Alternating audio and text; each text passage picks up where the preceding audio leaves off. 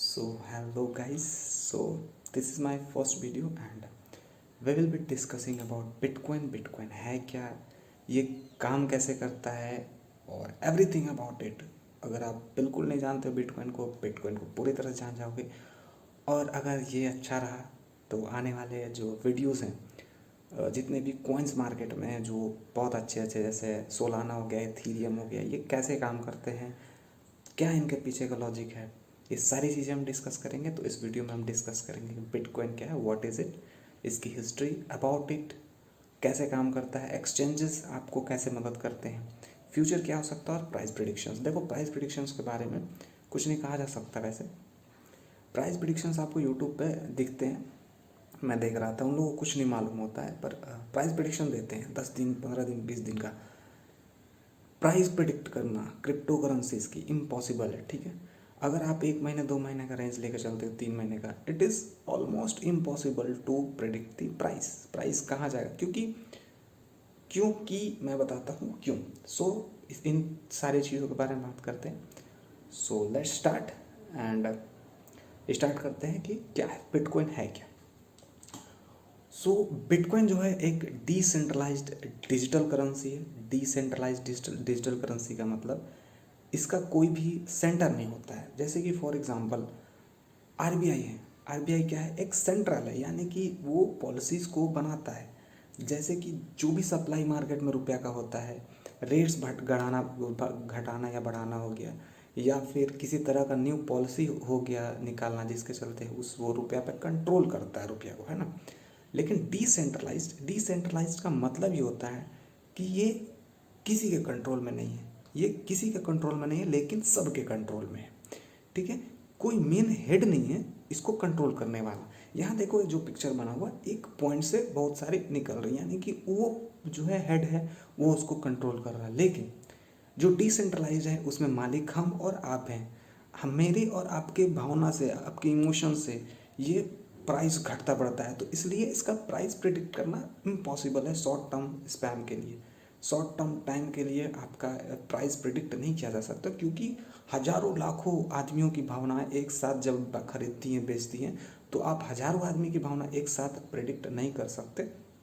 ठीक है, न्यूज़ पे डिपेंड करता है. न्यूज़ या फिर डेवलपमेंट्स इन करेंसीज, वो इसका प्राइस का कारण होती है. नेक्स्ट बात करते हैं, डिसेंट्रलाइज हो गया. नेक्स्ट जो है हिस्ट्री क्या है इसकी. बिटकॉइन 2009 से स्टार्ट हुआ है. जो क्रिएटर कौन है, को फाउंडर्स है Satoshi Nakamoto and some other person है जिनका नाम हमें नहीं पता है. कोई भी नहीं जानता है कि इसका असली क्रिएटर कौन है संतोषी नाकामोटो के अलावा, और कौन कौन से लोग थे फाउंडर्स इसके. नाउ यहाँ पे प्राइस 2009 में कितना था. अगर इंडिया के पक्ष से मैं बात करूँ, इंडिया में आप हो तो इंडिया की तरफ से बात करूँ, तो 2009 में इसका प्राइस था 0.04 पैसा. 0.04 पैसा था 2009 में. आज जब मैं वीडियो बना रहा हूँ, 19 तारीख है आज, 19 अगस्त 2021, आज इसका प्राइस है 35 लाख रुपये. और जो हाईएस्ट प्राइस इसका गया अभी तक, वो लगभग 52 लाख रुपए के आसपास गया है. तो ये हो गया हिस्ट्री आपका. नेक्स्ट देखते हैं कि मतलब और क्या क्या अबाउट इट, कि मतलब बिटकॉइन है क्या. ठीक है क्या. तो ये एक डिजिटल करेंसी है, पहले बता दिया, डिसेंट्रलाइज है. जो टोटल कॉइन्स है सर्कुलेशन में, जो टोटल कॉइन्स है बिटकॉइन की, वो लगभग है 1,84,00,000 के आसपास बिटकॉइन सर्कुलेशंस में हैं अभी. ठीक है, जो टोटल कॉइन्स है जिनको मतलब अवेलेबल कॉइन्स वो लगभग 2,10,00,000 हैं. लगभग 2,10,00,000 तक कॉइन्स हैं, और जिसमें से 1,84,00,000 लगभग कॉइन्स मतलब सर्कुलेशन में है, सबके पास है. अब यहाँ पे माइनिंग क्या होती है वो भी मैं बताऊँगा. तो बिटकॉइन जो ये ख़त्म हो जाएगा, कब तक ख़त्म हो जाएगा, जो ये 2,10,00,000 कॉइन्स हैं, ये कब तक ख़त्म हो जाएंगी, यानी कि सारी माइंस हो जाएंगी, सारी आ जाएंगी मार्केट में सर्कुलेशन में. ये लगभग 2140, अभी 2000 कितना चल रहा है, 2021, 2140 में जाके ये सारी कॉइन्स माइन हो जाएंगी. ठीक है. प्राइस कैसे इंक्रीज होता है. प्राइस ऐसे इंक्रीज होता है जैसे कि आप समझो कि 2009 में बहुत कम लोग थे जिनके पास बिटकॉइन था. अभी 5 लोग हैं ठीक है, 5 लोगों के पास बिटकॉइन है, या फिर समझो कि एक सेव का एग्जांपल लो, समझो कि मार्केट में बस 5 ही सेव है, ठीक है, और लेने वाले बहुत कम हैं, लेने वाले 5 ही लोग हैं, तो वो 5 लोग ले लिए, प्राइस सस्ता रहेगा क्योंकि लेने वाले कम है, 5 ही वहाँ पे सेव है। लेकिन अब लेने वाले हज़ारों हो जाएं और 5 ही सेव हो जाए, तो जो ज़्यादा पैसा देगा उसको सेव दिया जाएगा, और देने वाले पैसा ज़्यादा होंगे, तो प्राइस ऑटोमेटिक उस सेव का बढ़ जाएगा। एक्जैक्टली होता है बिटकॉइन में। बिटकॉइन की जो लिमिटेशंस है वो 2 करोड़ 10 ही लाख है, लेकिन लेने वाले बढ़ते जा रहे हैं, बढ़ते जा रहे हैं, बढ़ते जा रहे हैं, हर दिन बढ़ते जा रहे हैं। तो जो लोग होल्ड करके बैठे थे वो लोग जो हैं वो ज़्यादा पैसा दे रहे हैं कि भाई हम तुमको इतना दे रहे हैं, तुम दे दो बिटकॉइन। तो बिटकॉइन तो बढ़ नहीं रहा है, वो बस लोगों के पास फैलता जा रहा है और उसका प्राइस बढ़ते जा रहा है, क्योंकि जो लोग ले रहे हैं वो उस प्राइस पे बेचना नहीं चाहते, अब वो और खोज रहे हैं उस पर। और ये तो लिमिटेड है, जो चीज़ लिमिटेड होता है उसका प्राइस हमेशा बढ़ते रहता है, तो इसलिए प्राइस बढ़ता है। सेव वाला एग्जांपल मैंने दे दिया आपको। और कैसे बढ़ा है आप लोग को पता है, अगर आपने 2009 में अगर 10-20 रुपया भी लगा दिया रहता तो लगभग आपके पास आज अरबों की संपत्ति होती। पर खैर, नेक्स्ट स्लाइड देखते हैं कि काम कैसे करता है। ब्लॉकचेन पे काम करता है। ब्लॉकचेन क्या होता है कि बहुत सारे कंप्यूटर्स एक साथ मिलके काम करते हैं। अब बहुत सारे कंप्यूटर एक साथ मिलके कैसे काम करते हैं, जब भी आप एक किसी को ट्रांजेक्शन होता है बिटकॉइन पे, देखो ये जो आप वजीर एक्स पे करते हो या फिर कॉइन स्विच कुबेर इंडिया में चलता है, बाइनांस पे लोग करते हैं, ये चीज़ें एक प्लेटफॉर्म है जो कि आपको खरीदने का मौका देती है बहुत सारे कॉइन्स। पर एक्चुअली में बिटकॉइन आप दूसरे तरीके से खरीद सकते हो, उसके लिए वॉलेट बनाओ, उस पर एड्रेस होता है, कोई भी आपके एड्रेस पे बिटकॉइन भेज सकता है, ठीक है। तो ब्लॉकचेन क्या होता है कि बहुत सारे कंप्यूटर्स आपस में काम करते हैं, ठीक, बहुत सारे कंप्यूटर्स आपस में काम करते हैं। क्यों काम करते हैं? क्योंकि वो जितने भी ट्रांजेक्शन्स होते हैं बिटकॉइन का, मैंने आपको भेजा, तो वो ट्रांजेक्शन को रिकॉर्ड करते हैं मैथमेटिकल टर्म्स में, ठीक है। मैथमेटिकल टर्म्स में वो कंप्यूटर्स बिटकॉइन भेजने वाले को या फिर रिकॉर्ड करते हैं जिसके पास भी बिटकॉइन जाता है, ठीक। तो जो भी लोग वो कंप्यूटर ओन करते हैं, जो रिकॉर्ड करता है ट्रांजेक्शन्स को, उस कैलकुलेशन के बदले में उनको कुछ बिटकॉइन मिलता है, जिसको बिटकॉइन माइनिंग बोलते हैं। अब ये माइनिंग आप वो वाला मत समझ लेना कि कोयला निकालना ज़मीन से, या फिर वो माइनिंग का मतलब ही हुआ कि वो कंप्यूटर्स जब बहुत सारे कैलकुलेशन सॉल्व करते हैं, ट्रांजेक्शन्स का लेजर बनाते हैं ब्लॉक्स में, ये सब चीज़ें जब वो करते हैं, तो उसके बदले में उनको बिटकॉइन मिलता है, ठीक है। किस काम के बदले में? जब वो ट्रांजेक्शन्स को रिकॉर्ड करते हैं, बहुत ही मैथमेटिकल प्रॉब्लम्स होती हैं, उस कंप्यूटर को सॉल्व करना पड़ता है सब कुछ, तो इसके बदले में उनको बिटकॉइन मिलता है। इसी को हम लोग बिटकॉइन माइनिंग बोलते हैं, जिसका कि मेनी कंट्रीज लाइक चाइना में तो खैर अभी बैन हो गया, मतलब कि चाइना गवर्नमेंट उसको नहीं प्रमोट कर रही है। अमेरिका में होता है, बहुत सारे कंट्रीज़ में इसका लोग फैक्ट्री बना के बैठे हुए हैं कि मतलब एक छोटा सा फैक्ट्री टाइप का, छोटा सा रूम टाइप का या फिर बड़ा सा रूम, उसमें बहुत सारे कंप्यूटर्स रहेंगे और बहुत सारे कंप्यूटर एक साथ काम कर रहे हैं, और उनके साथ उनको बिटकॉइन मिल रहा है, और बहुत ही प्रॉफिटेबल बिजनेस है एक बिटकॉइन माइनिंग का, ठीक है।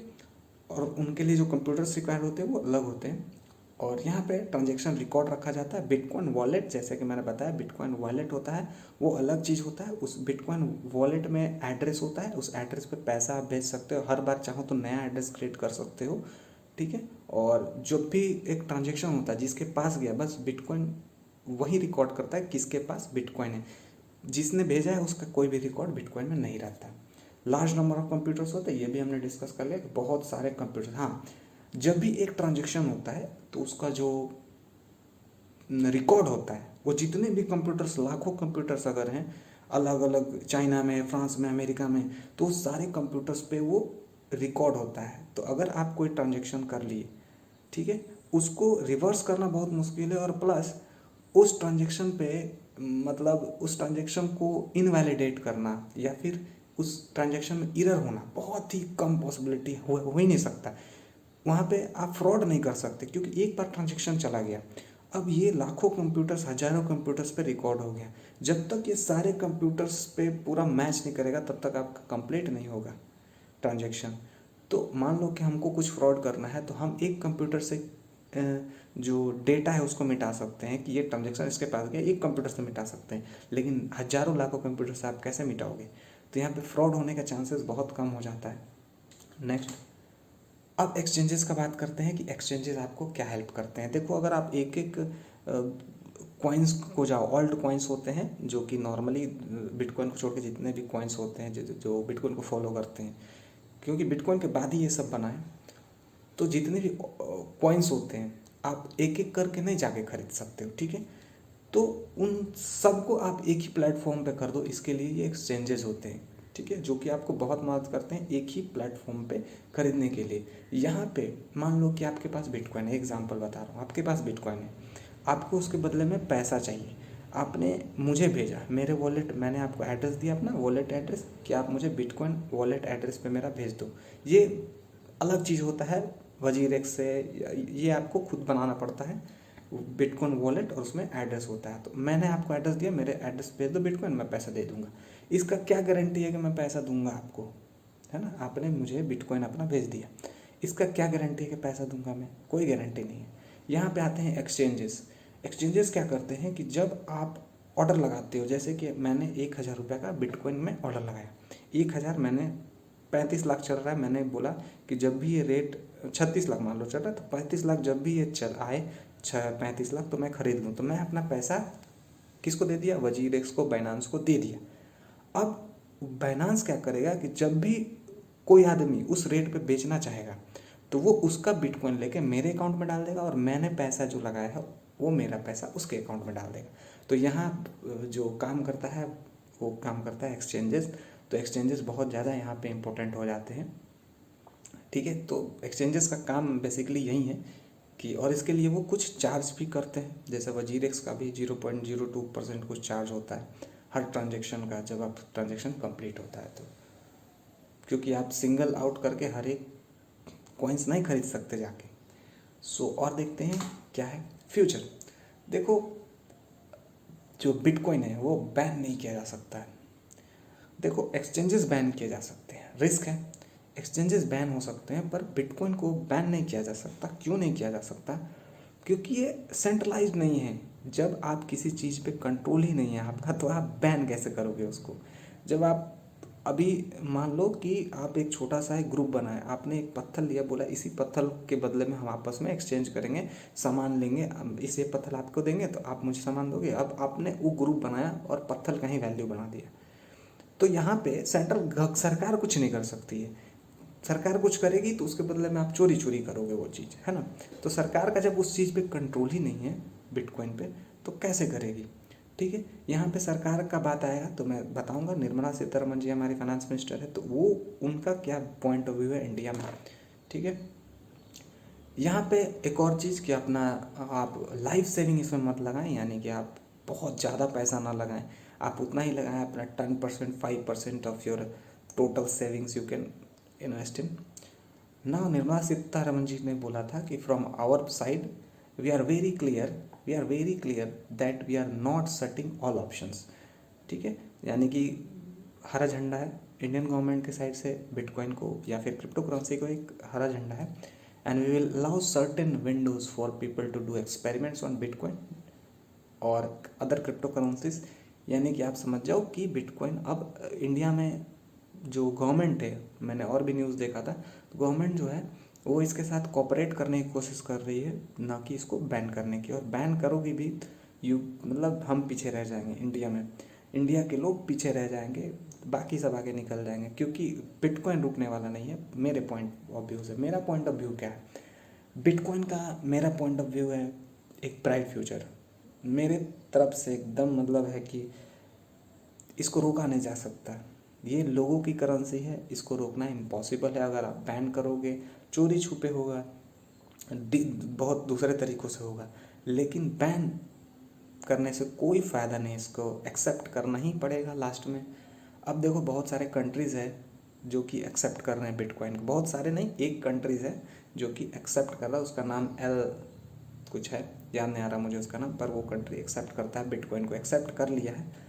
और मुझे लगता है कि वो country one of the richest country बनेगा इन फ्यूचर। हो सकता है कि वो कंट्री जो है बहुत रिच बन जाए, ठीक है। तो मेरा पॉइंट ऑफ व्यू भाई क्लियर है कि it has a bright future.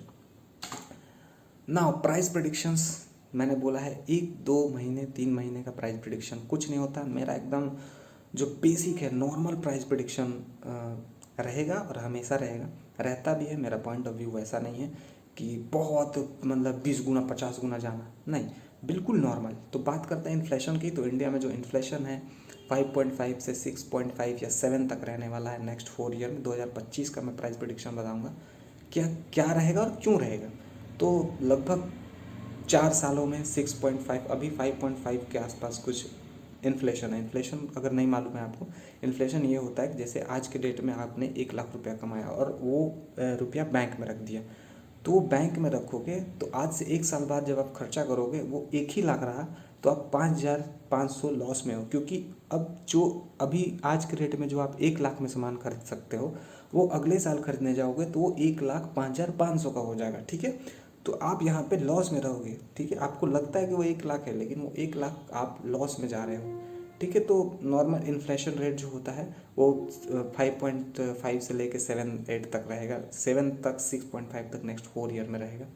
इस और बैंक एफडी देखो, अगर आप एफडी करते हो तो 5.5 5.8 तक का इंटरेस्ट रेट चल रहा है अभी। इसका मतलब क्या कि आप अगर पैसा रखते हो, इन्फ्लेशन भी उतना बढ़ा और पैसा भी आपका उतना बढ़ा, आपको 1 रुपया प्रॉफिट नहीं हो रहा है बैंक में रखने से, एफडी पे रखने पे 1 रुपया आपको प्रॉफिट नहीं हो। क्योंकि मान लो कि बैंक अगर 1 लाख रुपया जमा करते हो आज के डेट में, वो कल को जाके 5 लाख, आपको 1,05,000 रुपया दे भी देता है। लेकिन जब आप उसको स्पेंड करने जाओगे तो जो आप 1 लाख खरीदने पिछले साल खरीद पाते, वहीं उतना ही प्राइस लगेगा आपको। प्रॉफिट वहाँ पे कुछ नहीं हुआ बैंक में रखने से, आपको लॉस भी लेकिन नहीं हुआ। अभी के फिलहाल में आपको प्रॉफिट लॉस कुछ नहीं हो रहा है बैंक में रखने से अगर आप पैसा रखते हो तो, लेकिन फ्यूचर में आपको धीरे धीरे लॉस होने लगेगा, कुछ अमाउंट से मार्जिन से लॉस होगा। ठीक है, यहाँ पे जो प्राइस प्रिडिक्शन है, प्राइम एक्सटी का जो लोग मतलब एक साइट है, तो उसका जो प्राइस प्रिडिक्शन है वो बोलता है कि 2025 तक लगभग 3 करोड़ जो प्राइस होगा बिटकॉइन का, वो 3 करोड़ होगा। ठीक है, capital.com 75 लाख। एंड मेरा एनालिसिस क्या है और क्यों है, क्योंकि अगर आप 2013 से देखो 2021 तक, तो जो एवरेज रिटर्न है सिंपल इंटरेस्ट पे 400% का एवरेज रिटर्न है हर साल। सिंपल इंटरेस्ट पे 400% का क्यों है, क्योंकि लगभग 1 लाख रुपया का था बिटकॉइन 2013 में, और आज के डेट में 35 लाख है।